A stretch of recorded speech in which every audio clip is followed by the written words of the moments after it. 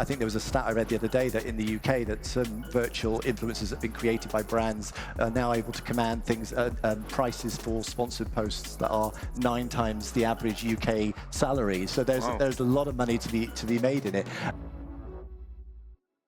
So, Roland, du bleibst direkt hier. Wir machen weiter. Du hast nämlich gleich wieder einen Gesprächsgast bei dir, mit dem du ein Interview führen wirst. Und das Thema ist Social Media in 2024, from TikTok Ban to Meta AI. Warum ein so wichtiges Thema? Hört man ja schon am Titel alleine.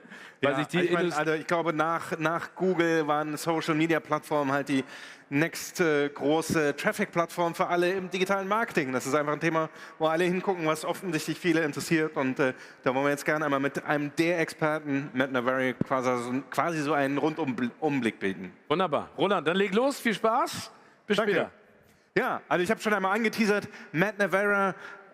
Ich denke, die meisten von euch, wenn ihr in Social Media seid, müsst ihr ihn kennen, weil wenn man ihm auf Twitter, auf Instagram oder sonst wo folgt, dann hat man immer einen super Überblick darüber, was bei den verschiedenen digitalen, vor allen Dingen auf den Social-Plattformen, was da so passiert, welche neuen Features es gibt. Also folgt ihm auf Twitter, auf den ganzen Accounts. Aber noch besser hört ihm jetzt natürlich zu, weil wir wollen gerne von ihm einmal erfahren, wie ist der Stand der Dinge, was muss man als Social-Media-Marketer wissen und wofür muss man gerüstet sein. Deswegen bitte, I'm going to switch to English now. A big round of applause for our social media expert, Matt Navarras.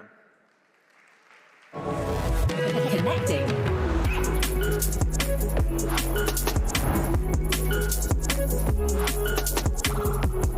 Hey! Welcome to OMR. Have a seat. Oh, thank you. So, I already teased the audience about your knowledge in this space. Okay. So I'm going to dive right into it. What would you say? I think there are a lot of social media marketers there in the audience. What would you say are the 3, or in general, the most important trends and developments that every social media marketer should know about? Well, there's so much going on with social media right now, and I think one of the main stories that probably this week we've had lots talking about is the TikTok ban in the US. So I think that's top of mind for a lot of social media marketers and social media managers. I think also what's going to happen with X and what was Twitter, and where does Threads fit into that picture? I think that generative AI and where that's developing, what Meta's doing with that, what all of the platforms are doing with AI is also an interesting area of development. I think the shift towards private social in terms of people using DMs and group chats and smaller communities is a new challenge that's been on a journey for the last 3 or 4 years. And then I think, bringing us right up to date really is like the Fediverse and what happens with kind of a decentralized social media platform. So there is lots going on, and I think we'll probably dig into some of that. Yeah, sure. Let's dig right into it. You mentioned the TikTok ban first. I think I just read yesterday that TikTok is suing the US government because they are trying to ban TikTok in the US. What's your perspective on that, and what's the current state of play? Well, I just wanted to quickly ask the people here, from the TikTok ban that's happening in the US, with a show of hands, how many people here think that the US banning TikTok is a good idea, is a necessary idea? Hands up if you think it's a good idea, it's a sensible idea. I can see probably about 5 or 10% of people in Europe right now thinking it's a good idea, and I assume the rest of you think it's a bad idea. To recap where we are, TikTok was attempted to be banned before by Trump in the past, and various states in the US have also tried to ban TikTok, and they haven't had much success, but they've now really pushed this through in a forceful way, and the argument really is from the US government that it is a national threat to it's a threat to the country, whereas the people at TikTok and ByteDance feel that this is a massive overreach, it's a stretch, and it's a censorship issue, it's a freedom of speech issue. And where we are now is that TikTok has just filed a court case in the US to sort of try and stop the ban taking place. They've got effectively 270 days to divest or sell TikTok, or a possible extension of 3 months after that. And we're going to see now this long, protracted kind of period of battle to see what happens next. And I think for marketers and for social media managers, it's kind of like, where do they go with that? And I suspect most social media managers and marketers will cling on to the last moment, because 170 million Americans love the platform, are using the platform, and there's been no evidence put out there by the US government as to what the problem is that is so dangerous to the country. And I think it's kind of a bit strange that the President of the United States has signed the executive order, but he's at the same time continuing to use this platform, which is such a threat to the country. There's a bit of kind of like, I don't know, you can't be both. Yeah. So it's an interesting space, but I think this is going to be a long, drawn-out battle. And what do you think? How will a possible ban of TikTok in the US?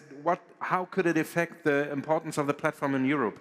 Well, there's a lot of content from American creators on the platform and advertisers and brands on the platform. So removing all of that content out of the TikTok sort of platform will undoubtedly change how the platform looks and feels. I think that in terms of Europe, I don't see any likelihood in this sort of near term, in the next 6 to 12 months, that there's going to be a EU ban. I think what's good about the European regulations with the Digital Services Act is that it's a bit more pragmatic. I think that there is the fact that individual states in Europe can control their kind of security policies individually, so it's unlikely that we'll see a blanket ban in that way. But certainly, I think there's a clock now that's been started for marketers and social media managers, in that they have this period of time to think about what will they do if it does disappear. And I don't think that's going to happen probably in the time frame that the US is saying they're going to try and make it happen. So it's a watchful waiting, but it will be a significant change for the platform, and it's not going to help them with what their bigger goals are for this year. Mm. So what would you recommend to marketeers? Would you recommend them to not invest further resources into the platform at the moment, or keep on doing it? I think for those that are using the platform and are getting a lot out of it, that's not going to change in the short term. And so there's no real case for pulling away from TikTok at this stage. I think that clearly you need to think about, if most of your audience or the time you've spent with your strategy for social is geared around TikTok, you might want to start making sure you've diversified and spread your risks slightly. But I think that many of them will find that they're already cross-posting and creating content that's for multiple platforms like Shorts and like Reels. And I think the big winners in all of this aren't the people in America. It's really going to be Mark Zuckerberg and Meta and YouTube, who are going to really, because I think the average amount of time an American now spends using TikTok on a typical day is between 50 and 110 minutes per day. That time is going to be spread out to other platforms, like it has done in other countries where it's been banned. And I think that people will probably switch quite easily, and it won't be very difficult to switch to another platform. So I think that's what will happen eventually. So we'll see. Okay, let's move on to another big topic that's in the interest of all the people sitting here in the audience, probably, because all the industry is talking about AI. Meta, we have AI is a big topic in social as well. Meta has just introduced their own AI assistant, Meta AI, and they're attaching it to all of their platforms, to Instagram, Facebook, and so ever. What do you think? How will users react to this shift, and how should, of course, marketeers react to it? Well, Meta's playing its usual playbook, which is to, when it's got something that it really wants people to use and believes is the future of the company's future income and revenue streams, it rams it down your throat. Can you remember when Reels was really chasing TikTok? You could not open Facebook or Instagram without them forcing Reels upon you. And we're now seeing the similar sort of experience with the AI stuff. And I think the immediate reaction was novelty and fascination, but then quite quickly it's kind of like, why are you sticking a search bar where I'm usually searching for hashtags and accounts and content, and then giving me these random things like finding cups of coffee in your neighborhood? And these are not necessarily the things that people were expecting to do using AI in that particular space within the app. But I think we'll just see more of that activity. They're going to really force it in there. But there are things that, aside from the AI search bar, they've got, they launched yesterday some new expansions of the AI product for their ad product called Advantage Plus. So their ability for marketeers and advertisers to enlarge or create new images, to create more brand sort of tied into what they're usually talking, like copy that's actually more meaningful and useful. And so I think those tools and scaling campaigns and building campaigns for productivity savings are all the areas which are interest. But I think the challenge for most people working in marketing, certainly from my experience, is you have to become a really good sort of prompt engineer, knowing what you need to put into these tools to get out the result that you want to get out, and then to replicate it if you want to do it again. And so I think over the next few years, we're going to see that become a lot easier and simpler for marketers and advertisers to do. But I certainly think that we'll see constant forcing through of all of the AI stuff in there. And let's not forget, all of the other platforms are also doing similar with their own AI chatbots. And that's the interface that I think we'll have. Do you have the AI assistant on your Instagram yet? I don't have it, and I think it's partly because of all stuff to do with data protection and GDPR that certain things in the UK don't have, and there may be parts of Europe as well that don't have it. So I played with it, but it's not on my device. But I quite enjoy using them. But a lot of it feels like trying to integrate that into your workflow and all of the other tools that you're using on a day-to-day is the challenge. And you don't want to have 5 or 6 different AI tools. You kind of all want it in one place. And I think in terms of the social platforms, I think Meta has probably got the most meaningful, useful tools for advertisers and marketers. So in that respect, they're well placed for the next kind of period of social. Yeah. When we're talking about AI, Meta has also has been experimenting for a while with like AI versions of famous people. They are like, there's an AI bot based on Mr. Beast, one based on Kylie Jenner. They have like different names. They don't have the real names, but you can see when you see their pictures, they're modeled after these persons. Do you think these virtual creators or influencers are here to stay? I think that what Meta's trying to do in that particular space is create experiences that people will feel familiar with.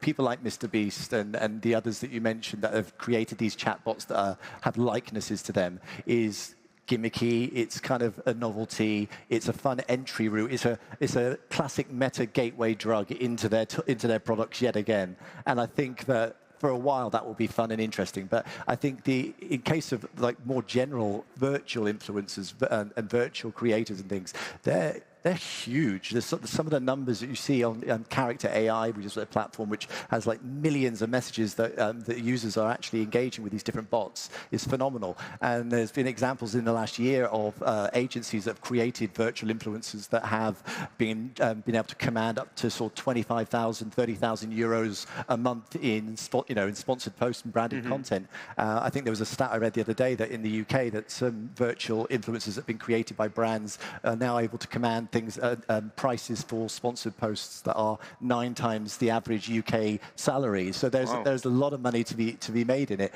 and I think that we'll see a lot more of these bots come out. But I think that the kind of character side of it for me feels quite novelty rather than anything else.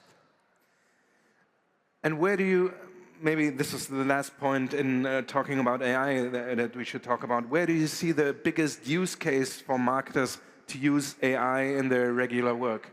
I think it's going to be the productivity saving and time saving and being able to do things that maybe you would have had to have more people to do, or you would have had to have an agency do for you or somebody outside do for you. I think it's scaling larger campaigns. So if you're working for a brand or a company that has multiple ad campaigns running with different ad sets and different targeting and different design assets, these tools will take a lot of that work and reduce the amount of effort it will take to do it. I still think there's quite a way to go in terms of, particularly around copy. I don't know if anyone's stuck into ChatGPT, write me a LinkedIn post as if I'm a super influencer that sells this product.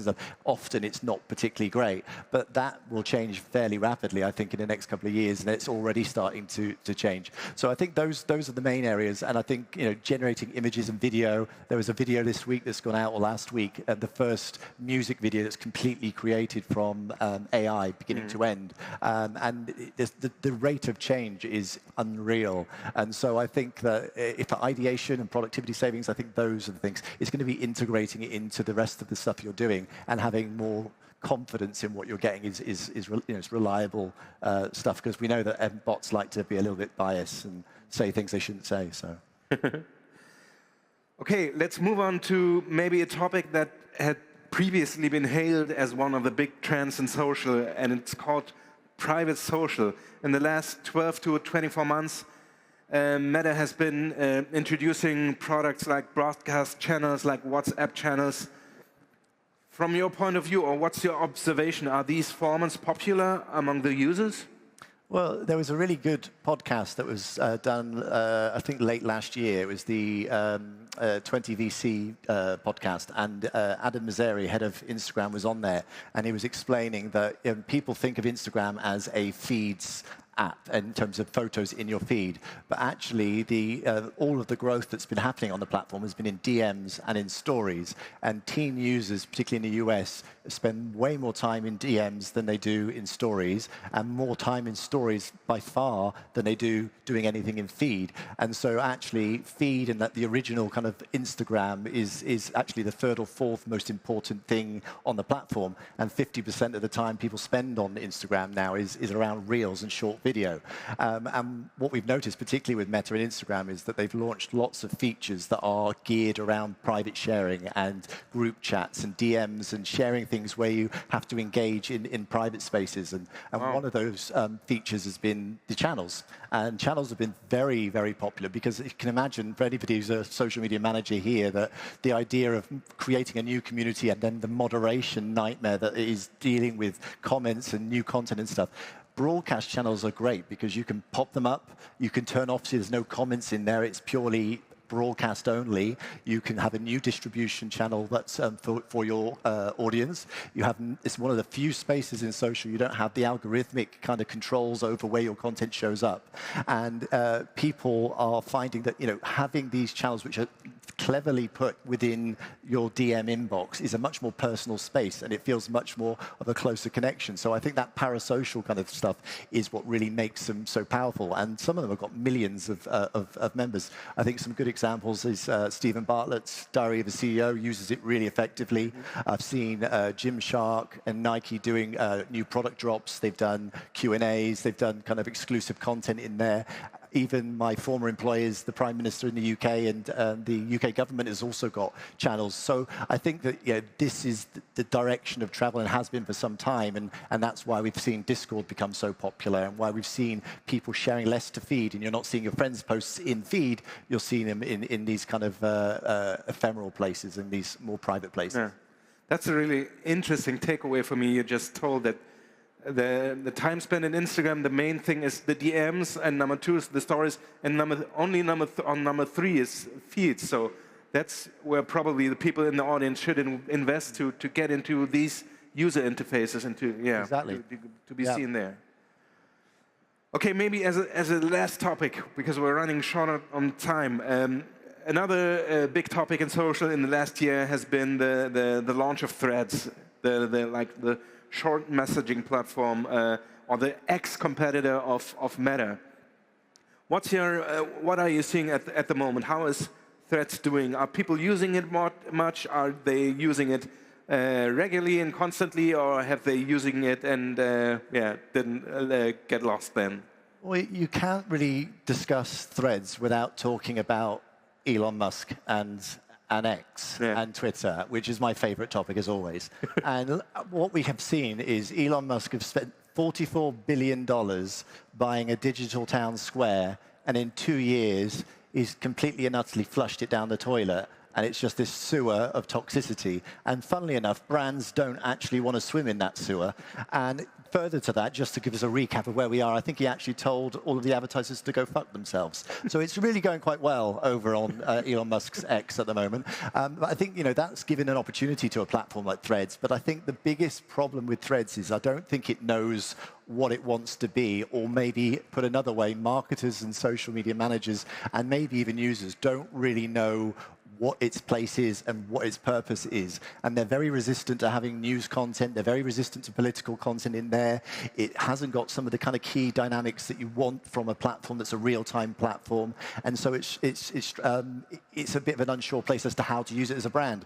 But in terms of performance, you know, X is, I think it's lost a fifth of its US audience in the last year. I think there's estimates of 15 to 30% usage decline in the last 12 months. And I think in terms of Threads, it's got 150 monthly active users and continues to grow. And so what we'll see this year is that they're going to be adding an API to make scheduling and posting content easier for marketers. There's an ad platform coming to Threads that we'll probably see in the next couple of months. They're already talking to advertisers about that. The Fediverse stuff is also part of that as well. But I think it needs to find its place, and I'm not convinced yet that people really know what they should be using it for. And I think that's not a safe place to be, but I think they'll figure it out. I think they'll figure it out. Perfect. That's been a lot of insights in 20 minutes. Are you going to stick around if people want to talk to you? Yeah, come afterwards. I'll loiter around here, and I'll be around this evening, so it'd be lovely to chat to some people, and yeah, it'd be great. Perfect. Matt, thank you so much. It's very, very interesting. A lot of insights. Give it up for Matt Navarras. And yeah, enjoy the rest of the festival. Thank you.